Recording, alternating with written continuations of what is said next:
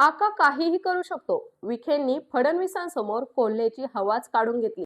कोपरगाव नगरपालिकेच्या निवडणुकीत प्रचार शिगेला पोहोचला.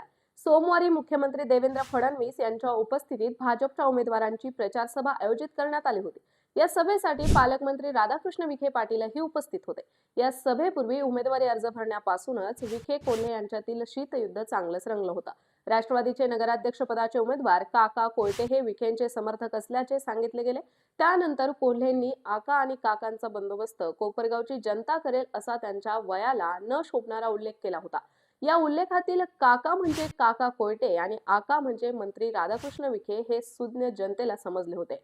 याच वक्तव्याचा धागा पकडून विखेंनी कोल्हेंच्याच स्टेजवर विवेक कोल्हेंना समज दिली. तुम्ही माझा उल्लेख आका असा केला, मला त्याचे काही वाटले नाही, परंतु आकाच्या मनात आले ते तो काहीही करू शकतो असं म्हणत मंत्री विखेंनी मुख्यमंत्री फडणवीसांसमोरच विवेक कोल्हेंना समज दिली. वयाचे भान न ठेवता बेभान वक्तव्य करणाऱ्या विवेक कोल्हेंची फडणवीसांसमोर झालेली ही धुलाई सध्या जिल्हाभर चांगली चर्चेत आली आहे.